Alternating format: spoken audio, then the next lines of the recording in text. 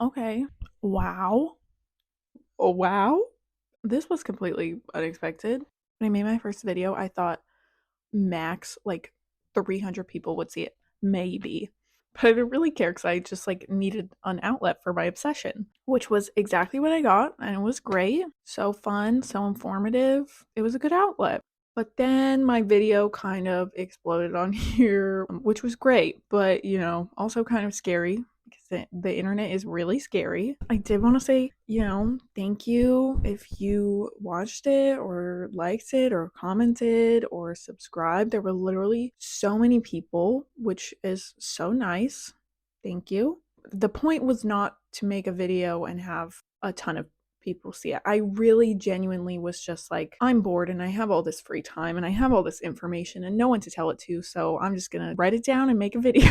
And then like this happened. Again, not the point, but wild. I mean, it was really fun to make, and like the support for the Menendez brothers that's continued to come out since the beginning of the month is really crazy. There's like the new evidence, the announcement from the DA, the Netflix documentary. So I'm very hopeful that something might change for them with this appeal. We'll see. I think it's like November 26th. I think a large part of the success of that first video was just kind of like the avalanche of interest in the Menendez brothers, which is really cool.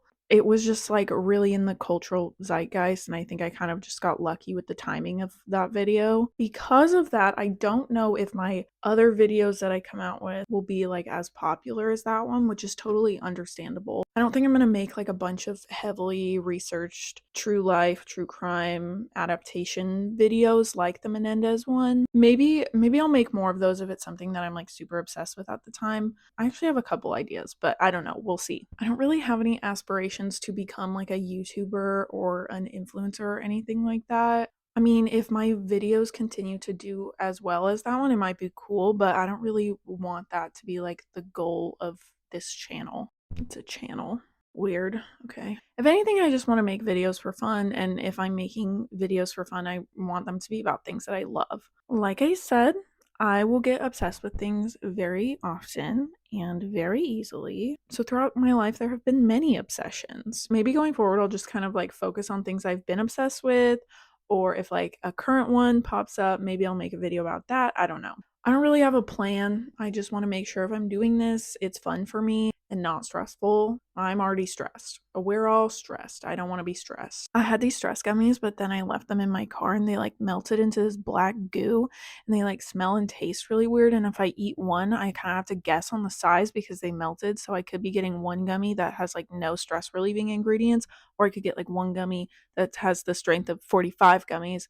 And then if I ate that, I would like really not be stressed, which might be nice. So in this video, I wanted to focus on one of my most consistent long-term obsessions. She's seen me through the rough times, middle school, high school, and the aimless dark days where I float through my life trying to latch on to anything of substance to remind me that life is not just one long existence where every morning I wake up and know that I'm just one day closer to death. My 20s. This is the holy doctrine, the Everest of entertainment, the holy shrine to genre filmmaking, the record-breaking, expectation-shattering, award-winning cinematic masterpiece, The Amazing Spider-Man. Wow. Oh god, I need my movie ticket. All my movie tickets in here. I know this has a clip. Somebody said, if you just clip the microphone to you like it's supposed to be used, and I guess I'm not supposed to use this windscreen. I don't care. I like how it looked and I like holding it. This is my original movie ticket for when I saw The Amazing Spider-Man on July 3rd, 2012. Like this or something. I don't know if you can see that. I'm literally balancing my phone on a elevated candlestick and a coffee table book. I don't know what I'm doing. It's very faded, but I have it, okay? I still have this. I was 13 when I saw this. This was right after my Justin Bieber phase ended and right before my One Direction phase really kicked into high gear. I just needed something to latch onto because Justin Bieber really wasn't doing it for me anymore. Okay, I was 13. I was ready for something new. Okay, also, if we're making this video, I should clarify that I'm not like a comic book person, okay? Please don't start like attacking me because of like the inaccuracies of this version of the character and how it's like slander to Stan Lee's vision for Spider-Man, how I'm like uncultured and an idiot because I like this version. Okay. I'm literally just a girl. I'm literally just a girl trying to talk about my obsessions on the internet. Okay, so please don't attack me. I'm scared. I think at that point when I was 13, the only superhero movies I had seen were the original Spider-Man with Tobey Maguire and then like Captain America and probably Thor. But Thor had the bleached eyebrows at that point, and Captain America was like a little bit too clean cut moral high ground for me. I loved him when he was like this, but not after. No. I watch Captain America the First Avenger, I cry, and then as soon as he turns into Captain America, I have zero sentimental attachment to the man. I don't know why. The original Spider-Man with Tobey Maguire was fine. Like, good movie, it's fun. But Green Goblin, like, really freaked me out. And there was, like, there was no physical attraction to Tobey. I'm so sorry. I love you, Tobey, but at 13, it just wasn't happening. So when I went to see The Amazing Spider-Man in theaters, again, July 3rd, 2012, I didn't really care about Marvel or superheroes or anything like that. I had no investment. This was just like a fun little movie that my cousin's grandma was taking us to go see. As soon as I saw Peter Parker with his little camera and fingerless gloves and bad posture and perfect hair, I was literally in love. I was literally in love at 13. Some things you just remember forever. I had no idea who this random man was or where he came from, but as soon as I saw him, I was hooked. And that jump-started my 12-year love affair with Andrew Garfield and the Amazing Spider-Man. This love affair will outlast any long-term relationship I will ever be in. So we're going to go through the plot. I'm going to give you some of my insights and personal experiences with some of my obsessions that manifested during the course of this film. Yay! Okay, here we go. I hope you like it.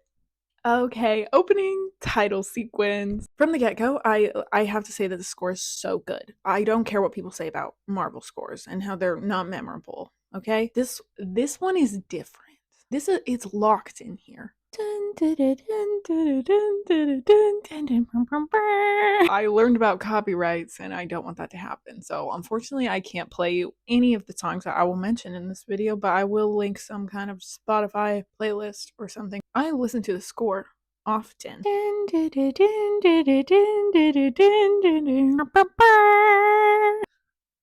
I don't know if that's like a French horn or something. I'm really not representing it well, but it has like these little like twinkly like spidey sense noises.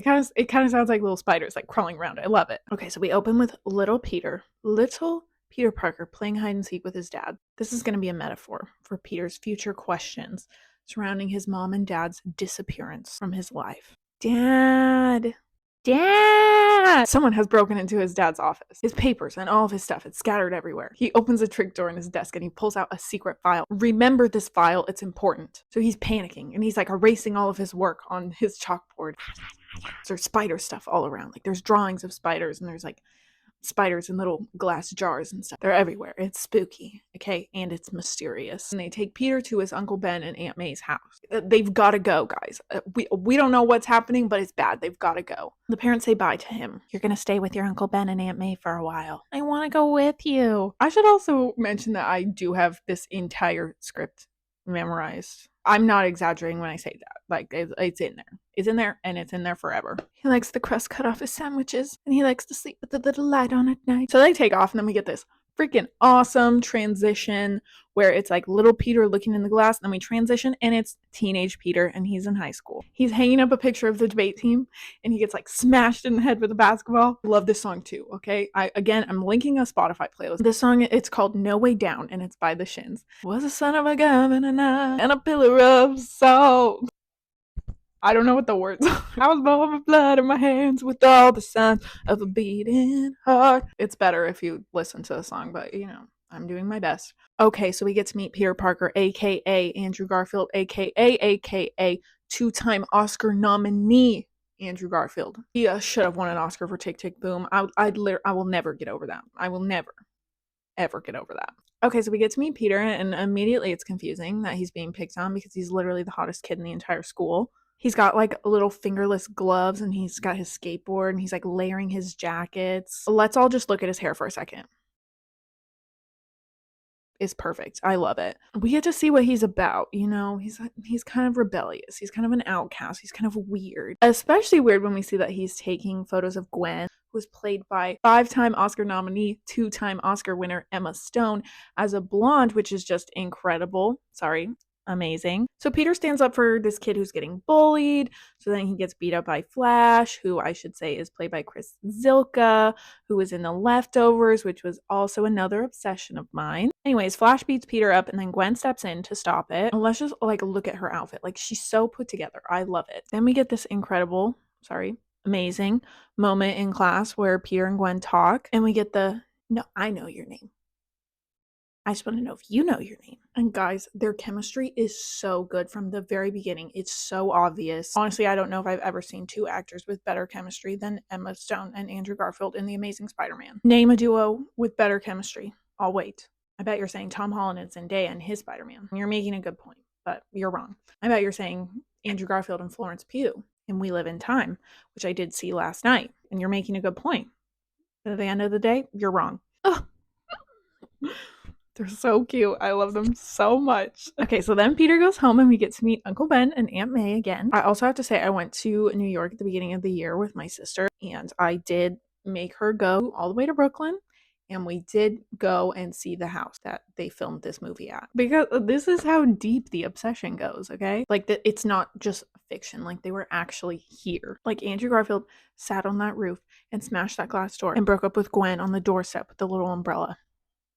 I'm getting ahead of myself. So he goes home to his aunt and uncle, 2-time Academy Award winner Sally Fields and president of the United States of Aaron Sorkin's America, Martin Sheen. I have to say, I think Sally Fields is the best Aunt May, and you can quote me on that, okay? She's not as like elderly and helpless as this lady, but she's also not as like young and hot as this lady. And also, it's Sally Fields. Okay, so she's concerned about his bruise from Flash punching him, obviously.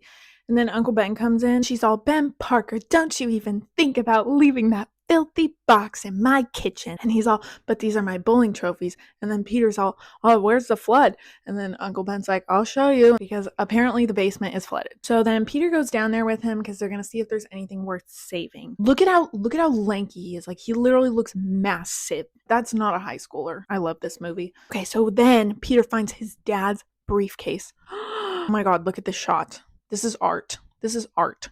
So he brings the briefcase upstairs and Sally Fields and Martin Sheen, they're concerned. Peter's crying. He's always like crying or like 1 second away from crying. He opens the briefcase and he's like looking through it and he finds this picture of his dad with this guy with one arm. He also finds a bunch of his dad's stuff, which includes his dad's Oscorp badge and his glasses. These glasses, let's just look at them for a second. I just know it's for the aesthetic because he literally was made to wear these glasses. Come on, look at him. Look at him.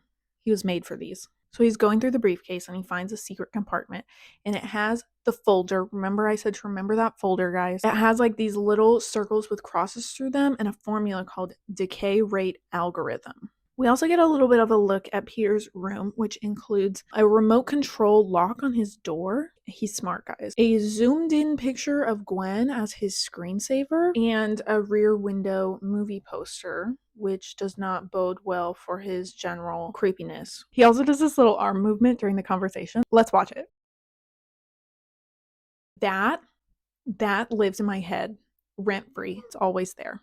So then Peter does like a little bit of internet research and he figures out that Dr. Connors is the one-armed man in the photo with his dad and that he works at Oscorp, where he's researching cross-species genetics. So then Peter goes to Oscorp to meet him. He's out and about in the city. He's researching. He's investigating, all with the help of his new hot glasses. Peter lies to the front desk lady to get a pass so he can go in. Are you having trouble finding yourself? Okay, you'll find your badge to the left. And then he takes someone else's badge and then she's like, okay, Mr. Guevara.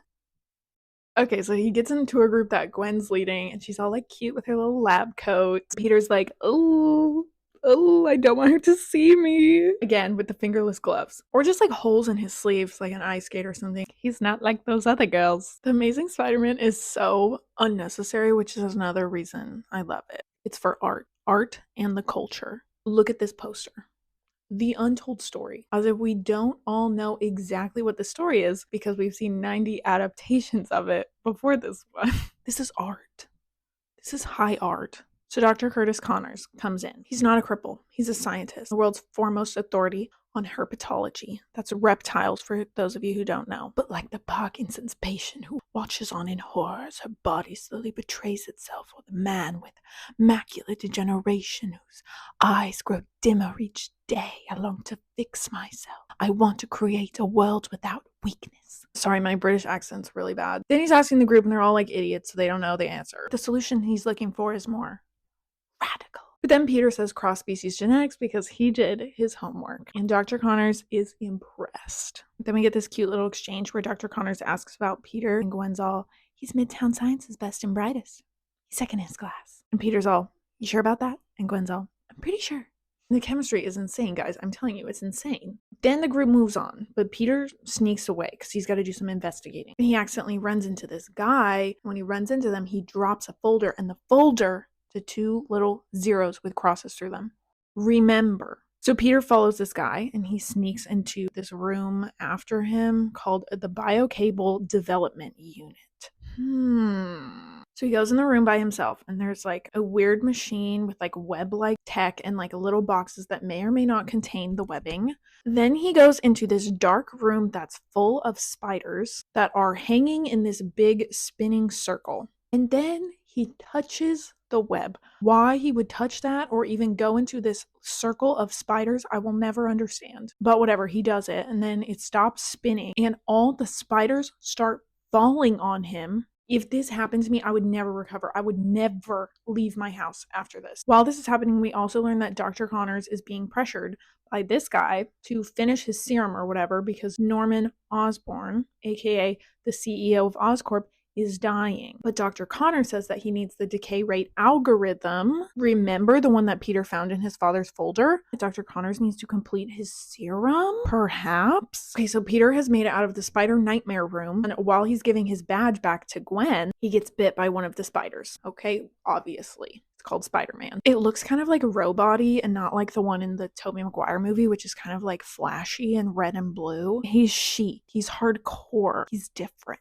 So he gets bit by the spider. Then we get the iconic Peter in the subway scene. It's giving edgy. It's giving dirty. This guy puts a beer bottle on Peter's head and the little condensation drops on him and he gets like really scared and he like jumps up and he sticks to the ceiling. Okay, so we've now entered the superhero power reveal segment of this superhero movie. It's not going well for Peter. His hand gets stuck on this lady and he accidentally rips her shirt off. Me at 13 I thought was very scandalous. Then all the guys on the subway are trying to attack him and he gets like stuck on this pole and he accidentally rips it out of the ground and like smashes all of them. Then we get this cool score moment where Peter's like standing there like staring at his hand because he's all shocked and he doesn't know what's happening to his body. And the announcer is like, last stop, Coney Island. Last stop, Coney Island.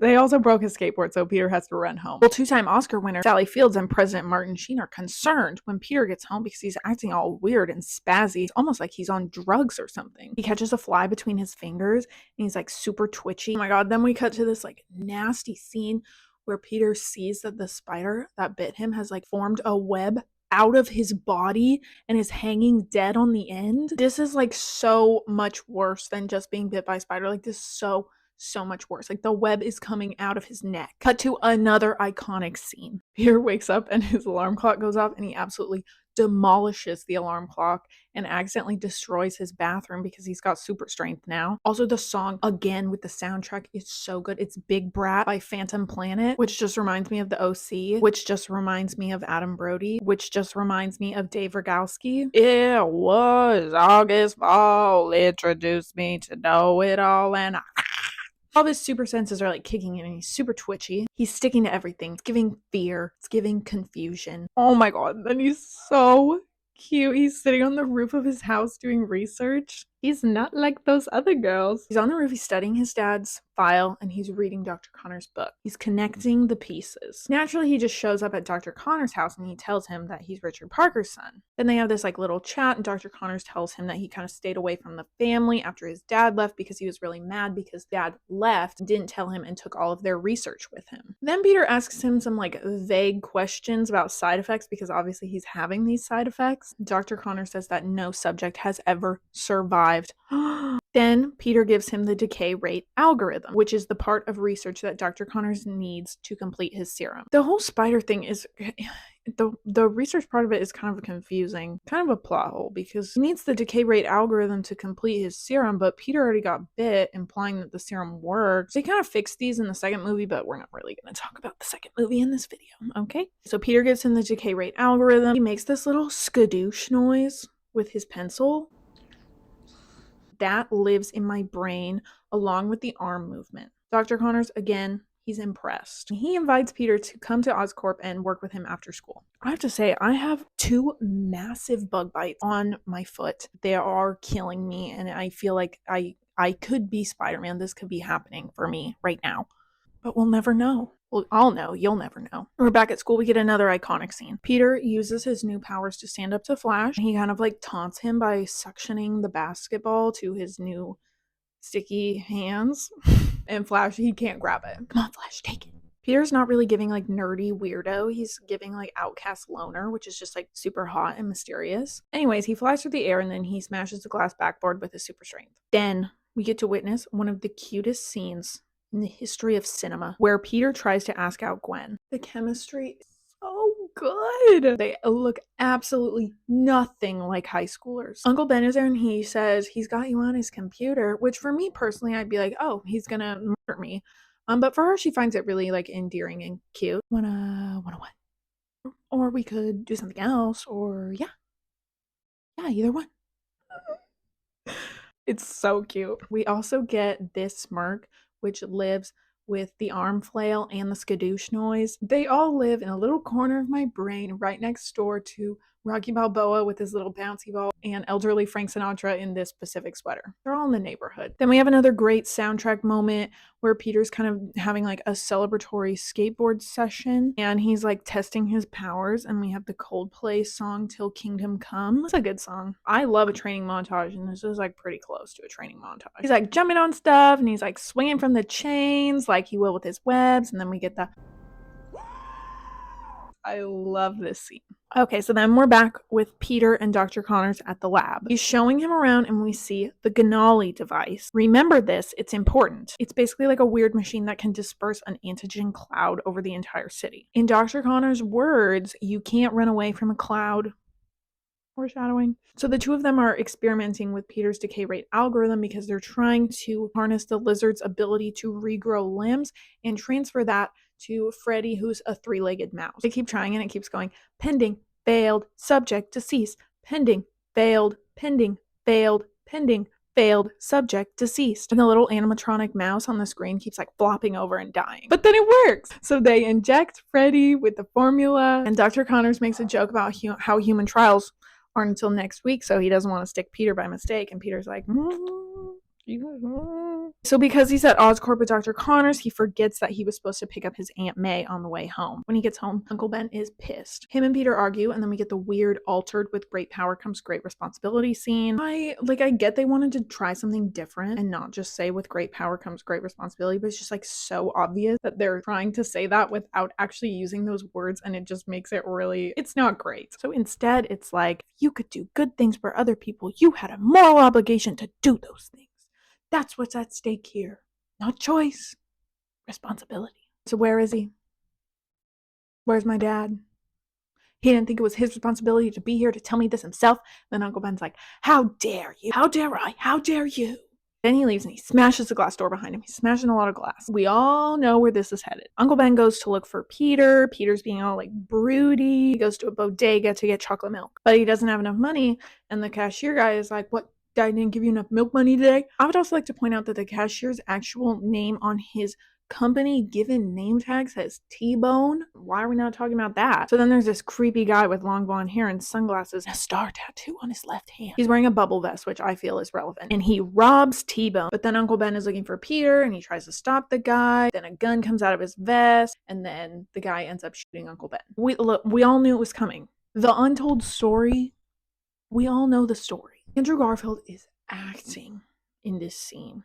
Okay, and I would just like to remind you that this man has not yet won an Oscar, but he will. I will not rest until this man is on that stage holding that little tiny gold man, thanking his agent in a tux. So he goes home and Sally Fields is also acting. Is very sad. Peter keeps the police drawing of the suspect because he's about to enter his personal vendetta vigilante era. Not that this is a comparison video, but this iteration of Spider-Man is just so much more dark than the other ones. It's giving low lighting. It's giving depression. It's giving hopelessness. Like, you can feel Peter's guilt, which, you know, this feels like an appropriate reaction to accidentally sort of being responsible for your uncle being killed in front of you. It's so hot in here, you guys don't even realize. I live in Southern California, okay? October, hottest time of the year. Hot, dry winds. I want to be cozy and cute, so I'm wearing this sweatshirt. I hate October. Okay, so then Peter starts looking for the suspect, and he's like getting in fights with randos on the streets. He's doing Spider-Man stuff, but he's not Spider-Man yet. Honestly, he's like so depressed. Like, if he didn't have the Spider-Man outlet, he would literally be like in jail or on drugs or something right now. Like, he's going off the rails. They're like chasing him and he falls through the roof into this old like luchador ring, and he sees like this poster with like the luchador mask, and he's like, a mask. Because the guy's like, I seen your face. I know what you look like. So he's like, oh, I need a mask. He sews a little mask and we get this shot. No explanation needed. He studies the biocable webbing from Oscorp and then he just like casually orders it online to his house. That's never explained. He makes web shooters and then he jumps off a roof to test his web shooters. I'm telling you, this is the power of purpose. Like, he could be in jail or on drugs right now. But look how much fun he's having. Around this time, we learn that the police are interested in him. They just think he's like a vigilante / anarchist, so they're not really taking him seriously. The nerds at school are talking about Spider-Man, so naturally Peter is very turned on by this. He makes his Spider-Man suit from scratch. They literally have one singular scene of him screen printing the Spider-Man logo, and then magically his suit is complete. Okay, great. Let's go with it. This is by far like my favorite Spider-Man suit of all time. It's just like really sleek and kind of dirty and like dark, and like the spider is really pointed and like the eyes are really cool. And Andrew Garfield has the perfect like lanky figure for a Spider-Man suit. Then we get the Spider-Man stops a car thief scene, which is our first introduction to Spider-Man. He's here, he's arrived. The cops show up and it's clear that they're now after Spider-Man, like they're literally shooting at him. This becomes one of like the main conflicts of the movie. It's super annoying to me, but like I get it. Like, you can't just go around beating people up and tying them up because you think that they might have killed your uncle, even if they're like thieves or bad people. But later on, the cops just get like hyper fixated on him when there's literally a giant monster running around the city and they're still like, where's that Spider-Man? I want him off the streets. Okay, so understandably, Aunt May is starting to worry about Peter because her husband was literally murdered and Peter keeps coming home at 2 a.m. looking like this. And it makes sense because I would literally think he was on crack or something. It's giving haunted. It's giving jaded. It's giving tortured artist. He looks so hot. And then he's crying again. Okay, so back at Oscorp, the same guy is pressuring Dr. Connors to start human trials, and he wants him to start testing it on veterans. Dr. Connors says no, and we learned that Peter's dad was also asked to do that, and he also said no, which is why he had to run away and take all of the research with him. Dr. Connors still says no, and then the guy is like, well, whatever, the formula's ours now anyways. And then he fires Dr. Connors. And Dr. Connors panics, and he like injects himself with the serum, and then he starts convulsing. So Gwen invites Peter over to her house for dinner, and he goes up to her room via the fire escape. Again, I know he's cute, but she knows he's got secret pictures of her on his computer, and he's climbing 20 stories by way of fire escape to get to her window. I'm just saying, it's all a little suspicious. But whatever, he brought flowers and fingerless gloves, and he has a little leather jacket, and he's super cute, so fine, whatever, everything's fine. Then at dinner, we find out that Gwen's dad is the chief of police, and Peter gets into an argument with him about that spider guy and how he's assaulting people. Okay, it's not looking good for Peter. Gwen's dad hates him, and Gwen is pissed. Meanwhile, Dr. Connor's arm grew back. Yay! He's like peeling off the layers, and it's all like wet and translucent and slimy and glowy, and he like touches the light bulb and it makes like this gross sizzle noise, like I get it. They want it to be like, oh my god, like he can feel pain, but it just like makes this gross sizzle noise and it's disgusting. But yay for him, I guess. Then he tries to call the guy to let him know, like, hey, it worked. My arm grew back. But then his arm starts morphing into like a lizard claw very rapidly. Things are happening. Back at Gwen's house, Peter and Gwen go outside for a flirty chat because Peter thinks this would be a good time to tell her that he is Spider-Man. There's a bad lip reading for this movie, and so every time I watch this scene, I can only hear the bad lip reading. He like does a freestyle rap about her wooden leg. Going, don't want to take it to the doctor, don't want to hold your wooden leg. Anyways, they have their first kiss and it's very romantic, and he like shoots her with his little web and like spins her around. It's very cute, and the chemistry is insane. Then Peter gets his little tingly spider sense because of the Dr. Connors situation, and he jumps off the roof. Hot, edgy, mysterious, check. I love this movie. So the Williamsburg Bridge, it's jam-packed, and people are all abandoning their cars and screaming and running away. The guy from Oscorp gets attacked by Dr. Connors, who has now morphed into a giant lizard man. A couple weeks ago, I did find a very large lizard in my sister's room, and I named him Dr. Connors. And my dog tried to attack him, and I helped him escape. And he only was like a little bit injured, but he was fine. So Spider-Man has arrived at the scene. He's catching cars the lizard man is flinging off the bridge. So he's catching all the cars, hanging them off the side of the bridge. Dr. Connors, he's starting to unmorph, so he runs away. He goes down into the river. Spider-Man goes to help Pony Boy.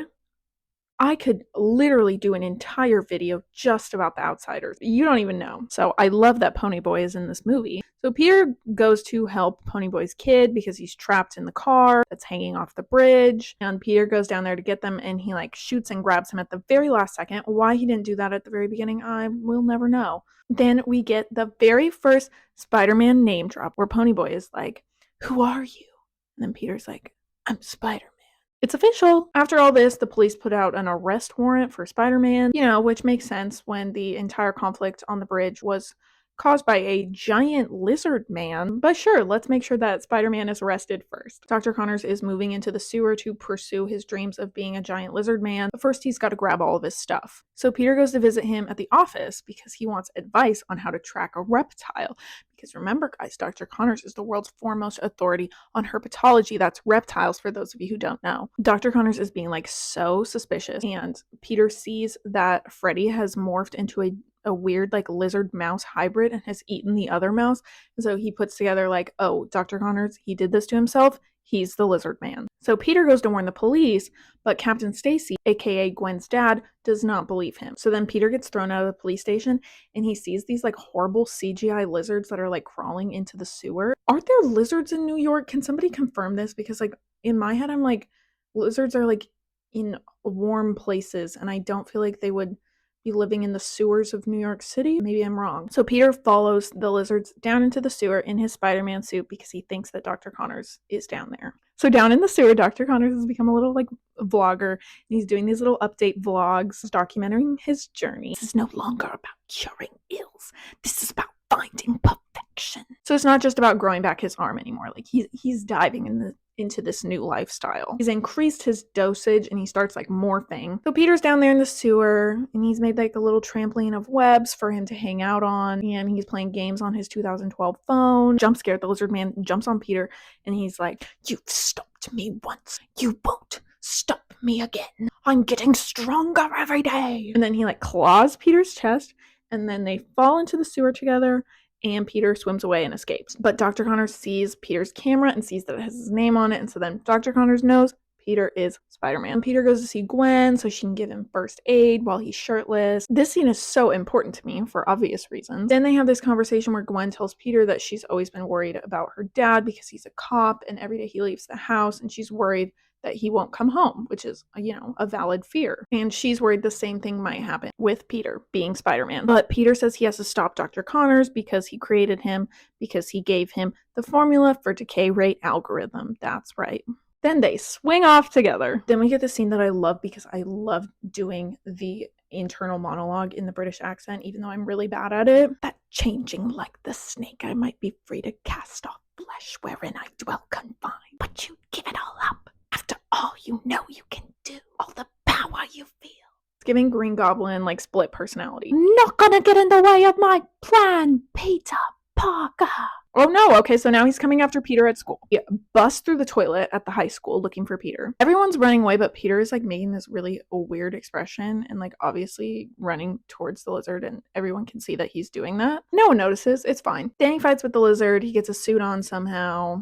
I don't know if this is good CGI for 2012, but to me it looks pretty okay. At one point, Peter like rips Dr. Connor's tail out, and he just like poops out a new one, and it's so disgusting. You get a little Stan Lee cameo in the library, which is fun, and then eventually Dr. Connors goes back down to the sewer, and then Peter follows him down there because he's going to track him. He tells Gwen to go to Oscorp and run an antidote serum for the lizard formula so they can turn Dr. Connors back into Dr. Connors. Oh, my dog is standing outside in the hot winds. Hopefully he's okay. He's fine. So in the sewer, Peter finds this video that Dr. Connors set up for him that details his entire plan, which is just so convenient and helpful. Thanks, Dr. Connors. So glad he took the time to edit this and set it up. So Dr. Connors is going to Oscorp to release the lizard serum from the Ganali device. Remember the Ganali device with the cloud? So a cloud will cover the city and turn everybody into giant lizard people. Awesome. Again, there's a giant lizard man attacking the city, but the police chief wants to make sure that Spider-Man is off the streets because that is obviously the priority here. On the way to Oscorp, Dr. Connors takes like a little test tube and he does a little test run with his serum on a bunch of cops, and they all start morphing into lizard people. Also, I love that he got a little lab coat. I don't know where he found one that would fit him, but I think it's cute. I love that that is important to him. Always got to remember your roots. But oh my god, no, Gwen, she's at Oscorp because she's getting the antidote serum for Peter, and the lizard man is on his way there. So Peter calls her to warn her, but Gwen wants to make sure that everybody evacuates first. The antidote isn't done cooking, but the lizard man is already there. So Gwen hides, and she has like this little flamethrower thing. There's like these gross sound effects where his like lips are moving and he's like breathing through his mouth. I don't know, it's so gross. Hate that. Jump scare. He finds Gwen and she sprays him with the fire, and then he leaves. Pop off. Good job, Gwen. And then the antidote finishes, so she's got it. Meanwhile, the cops will still not leave Spider-Man alone. Time and place, guys. Time and place. Somehow he ends up on the ground, and we get this shot. Then we get this dramatic unmasking where Peter like takes out all of the cops with his head down so they can't see his face. But then Captain Stacy, Gwen's dad, chief of police, sees his face. Peter tells him, "It's headed to Oscorp, and your daughter's there now." So Captain Stacy lets Peter go, but he doesn't yell hold fire in time, and one of the cops shoots, and Peter gets shot in the leg. Then we get this little kind of like uplifting montage where Peter's like on his way to Oscorp, but he's bleeding out, so he keeps falling. He's never gonna get there in time. Pony Boy, remember, Spider-Man saved his son. He gets all of his workers to like line up their cranes so that Spider-Man can have like a clear straight shot so he can get to Oscorp. Bum, ba-da-da. Dun, dun, da, da, da, da, da, da, da, da, da,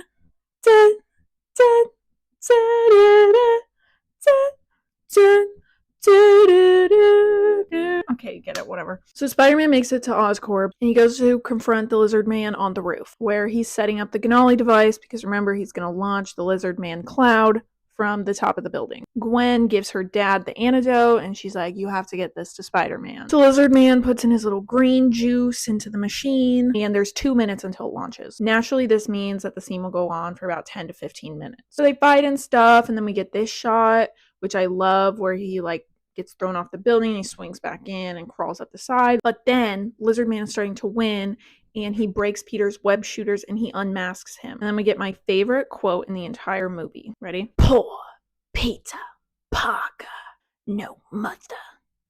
No father. All alone." But then we hear Captain Stacy cock his gun, and he's like, "Choo choo. He's not alone." But then he distracts him by like shooting him and spraying him with this weird ice vapor stuff so that Peter can go up to the Ganali device and switch the little green juice that will make everybody into lizard people with the antidote.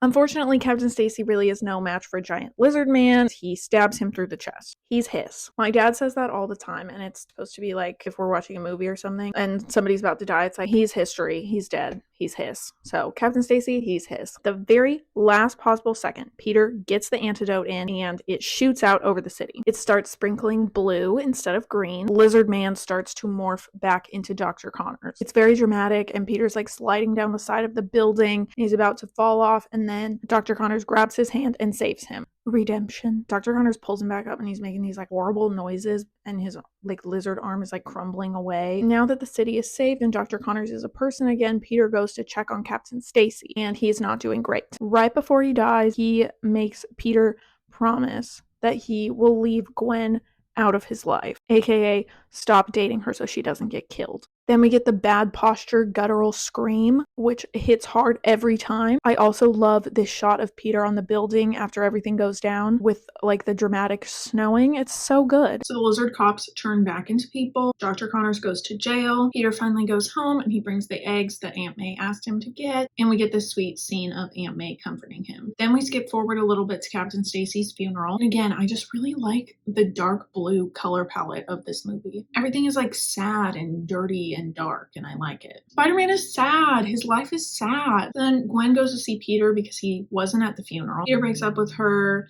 and he tells her he can't see her anymore, and then Gwen's like, he made you promise, didn't he? Gwen, she knows her dad made him promise. Peter finally listens to his voicemail from Uncle Ben, and it's really sweet. So come on home, Peter. You're my hero, and I love you. You might watch this scene and be like, who would ever leave a voicemail like that? Like, that's so unrealistic. But I'm here to tell you, my dad leaves me voicemails like that all the time. Let me play you one. Oh, hey, Ken. I know you're busy. You're hard at work.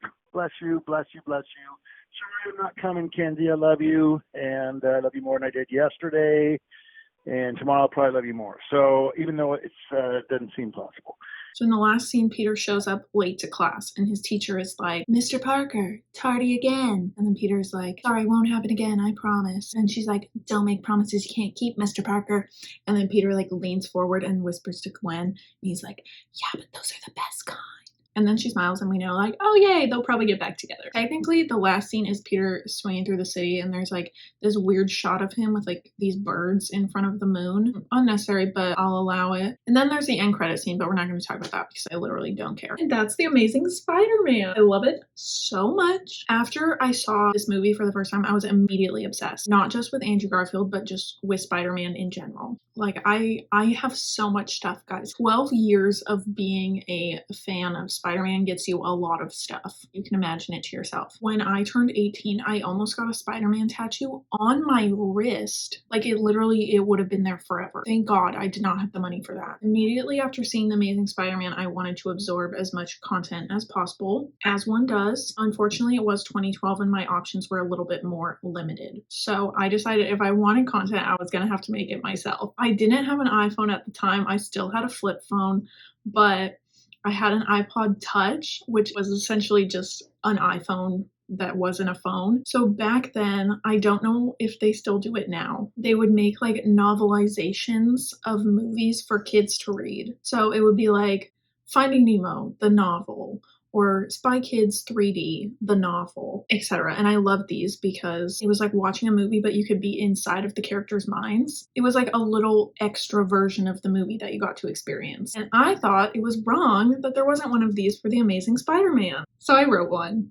I never finished it, but I know I at least made it to the point where Peter goes to Gwen's house for dinner. And guys, it was so detailed. Unfortunately, that iPod Touch with my novel on it died, and I still have it, but it doesn't turn on or anything. I'm sure I could take it somewhere to get it fixed. But it makes me so sad because The Amazing Spider-Man, the novel, is just sitting there untouched, waiting to be published. Imagine the possibilities, guys. At that point, the movie was on DVD, so I'd watched it many times, and I had the script completely memorized. I was working on my science fair project in 8th grade, and I watched the movie while I was working on it, but it was too distracting, so once the movie ended, I started the movie over, but I like minimized it on the computer so I couldn't watch the movie, but I could just listen to it while I was making my science fair project. That is the level of obsession. Oh my god. I also made a music video of Peter and Gwen to the song Drop in the Ocean by Ron Pope. The computer that was on also died, so that's gone forever. Microphone died, phone died, fan was on in the background. If you saw the fan on in that last video, no you didn't. Like I said, this movie is just so unnecessary. Like, what was the point of this reimagining? There's not really any urgency. It's just like kind of random, and it's so different from the other adaptations. It's great as a standalone movie, which I feel like you can only really say about the original Spider-Man and maybe Spider-Man 2 if you squint. But none of the Tom Holland Spider-Man movies can exist outside of the MCU because they're also connected to the bigger story. The Amazing Spider-Man is connected to nothing, and it's so different tonally to anything else that was in the superhero genre at the time, I think. Don't attack me. These are just my opinions. The Amazing Spider-Man 2 is not a very good film, minus the chemistry, obviously, and the acting from the leads, but it just isn't as specific or niche as The Amazing Spider-Man. At that point, I feel like The Amazing Spider-Man 2 was trying to connect to other future projects, and I feel like that kind of ruins the fun of it. I remember seeing The Amazing Spider-Man 2 on opening night with one of my best friends, Morgan, and the ending was so sad where they left him. And I feel like it was pretty soon after that we learned that they weren't going to be making a third one. And I just remember being so sad that his story was just going to end there with him in that really sad, hopeless place, because I love this Spider-Man, guys. And I really wanted him to have some kind of hopeful conclusion to his story. So yes, I did love that scene in No Way Home where he catches MJ. Did I cry? Yeah. Yes, I never ever thought that Andrew Garfield would go back to playing Spider-Man because I know he didn't love being caught up in that like superhero bubble the first time. And I think that was part of the reason the third Amazing Spider-Man never happened. So that was kind of a fun surprise to see my Spider-Man get a little bit of recognition. Except he was wearing the Amazing Spider-Man 2 suit, which isn't as good as the Amazing Spider-Man suit, but whatever, it's fine. I love the Amazing Spider-Man so much. And I know that this obsession will last for a long, long time. I need Andrew Garfield to win an Oscar in my lifetime. I will always be a fan of Andrew Garfield. Even if he comes back in 2045 and makes an Amazing Spider-Man 3 and he's really old and no one cares about it, I will still be there on opening night and I will not mock him, but I might make a video essay about it. Hopefully you like this video. I know it's very different than my first video, but it was fun for me to make, so hopefully it was fun for you to watch. And who knows what else is to come on here. I did just get a new job, so I'm not sure how much time I will have to make these, but it is really fun, so I'm sure that another one will be coming soon. Hopefully sooner than you think. Okay, yay! Thanks for watching. Bye!